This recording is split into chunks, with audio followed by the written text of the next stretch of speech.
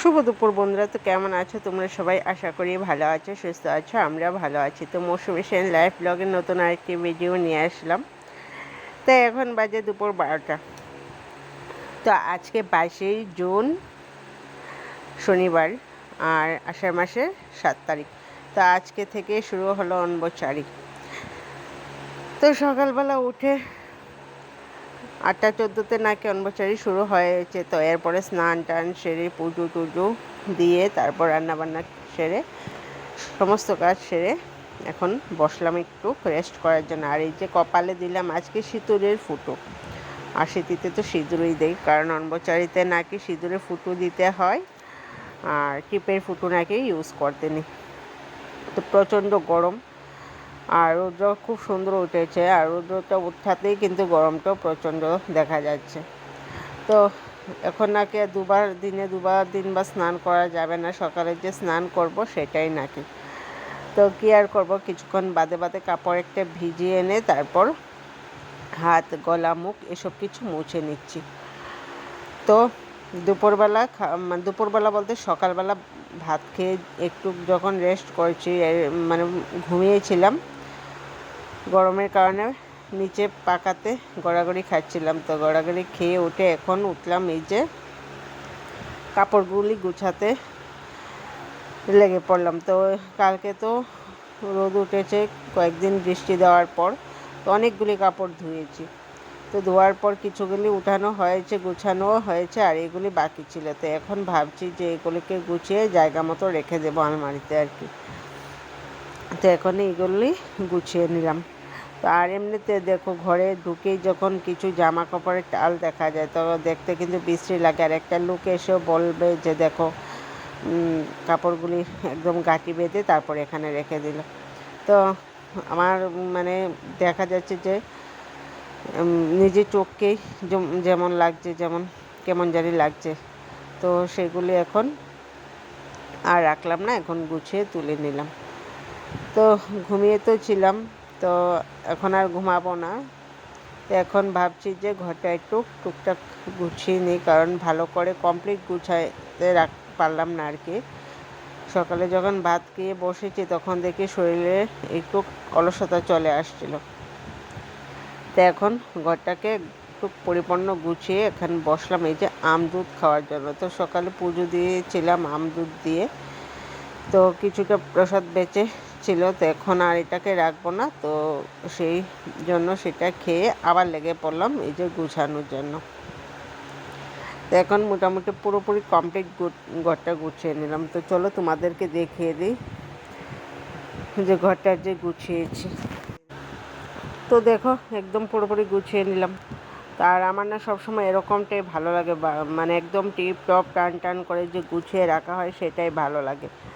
কিন্তু অনেক অনেক সময় দেখা যায় শরীরটা এরকম একটা অবস্থা হয় যে কোনো কাজ করতে ইচ্ছে করে না, যতটুকু প্রয়োজন অতটুকুই করি। তো এই যে দেখো আমার পুরোটা ঘর কিন্তু একদম সুন্দরভাবে গুছিয়ে নিলাম। আর এই যে খাটের স্ট্যান্ডটাও গুছিয়ে নিলাম, এটার উপর কিছু কাপড় রাখলাম, কারণ আলনাতে জায়গা নেই বললে ভুল কথা, জায়গা আছে কিন্তু রাখি না ইঁদুরের ভয়ে। প্রচণ্ড ইঁদুর আছে ঘরে। এই চালগুলি রেশন শপ থেকে আনা হয়েছে, তো এইগুলি এখানেই থাকবে আর এটাতেই রাখবো, কারণ জায়গা নেই। কারণ এখানে যদি এই চালের ব্যাগটা আমি রাতে কী করি, এই মাঝখানটাতে এনে রাখি, তারপর সকাল আবার এখানে নিয়ে আসি, কারণ প্রচণ্ড ইঁদুর তো আমাদের ঘরে। আর এই যে বালতিগুলিতেও জায়গা নেই, এগুলিতে টুকিটাকি অনেক জিনিস আছে।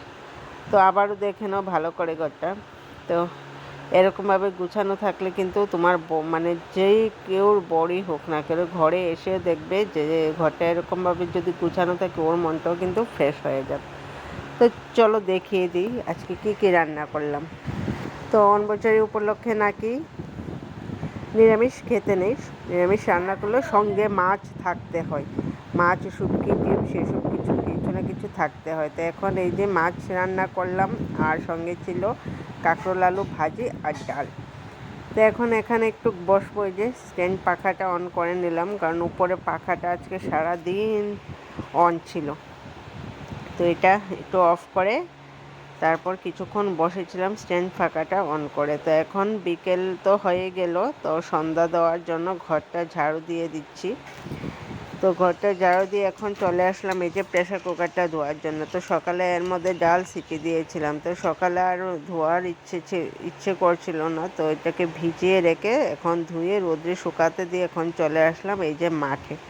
আর দেখো এখন বাজে 5টা 10, আর এখন এই রোদ্রের কি নমুনা দেখা যাচ্ছে। তো এখন তো প্রায় 6:30 বাজে, তখন সন্ধ্যা হয়, আর আকাশে দেখো এখনও রৌদ্র আছে। তো চারিদিকটা একদম সবুজ হয়ে আছে। আর মা মেয়ে দুজনেই আসলাম। তো এখন এই যে আমার মেয়ে লেগে পড়লো মাছ ধরতে। রাতের অনবচারিতে আমিষ খাওয়ার জন্য মা মেয়ে মাঠে ঘাটে চলে আসলাম মাছ ধরার জন্য। তো দেখি কি মাছ পাই বা কতটুকুই পাই, তো দেখা যাক। আর আমার কিন্তু মাছ ধরতে ভালো লাগে না, আমি ধরিও না, কিন্তু আমার মেয়ের আবার এই অভ্যেসটা আছে আমার বরের মতো। ও মাছ ধরতে ভালোবাসে আর ধরেও, কারণ ওরা কিন্তু মাছ খেতে একটা বেশি ভালোবাসে না, কিন্তু মাছ ধরাটা ওদের একটা নেশা। তো তো ও বলছে যে একটু খেলার আর সঙ্গী পাচ্ছিল না, তো এখন কেয়ার করবে। তো এখানে যে দু একটা মাছ আসতে দেখা যাচ্ছে, ওটাতে ওই ইমপ্রেসড হয়ে গেল। তো এখন দেখা যাক ও মাছ পায় কিনা। আর মানে আসছে একদম ছোট ছোট, তো এগুলি যখন ধরতে যায় তখন এগুলি আবার লুকিয়ে পড়ে। তো এরকম করে করে দু একটা ধরেছিল। তো সেটা দিয়ে কি আর রাতের খাবার হবে নাকি? আমি তোমাদের সঙ্গে এমনি একটা মজা করেছিলাম যে অম্বচারিতে রাতের খাবার জোগাড় করছি। না গো, এটা একদমই মিথ্যে কথা। আমার ঘরে এমনিতে মাছ আছে। তো আর এমনি আমি মানে সকালবেলা যে ভাত খেয়েছিলাম, দুপুরবেলা আর খাওয়া হয়নি। এমনি ভাত তরকারি ডাল সব কিছুই আছে, তবুও দেখি রাতে কিছু না একটা কিছু করতে হবে। তো এই যে দেখো এতগুলি মাছ পেলো, তো এতগুলি মাছ দিয়ে কি হবে? এটা আমারই হবে না, আর ওদের কি আর হবে? তো এগুলি রেখে আবার ও গেল আবার দেখতে যে দু একটা পাই কিনা, কিন্তু এগুলি যে এনেছে এগুলি এখানেই থাকবে, এটা আর বাড়িতে নেব না। ও মজা করে ধরেছে, তো তাই এটা এখানেই থাকবে। ও খেলা করুক, আর আমি ওর সঙ্গে ছিলাম, কারণ ওই মাঠে আর কেউ ছিল না। তো সেই জন্য ভাবলাম যে ওকে আর একা রেখে যাবো না।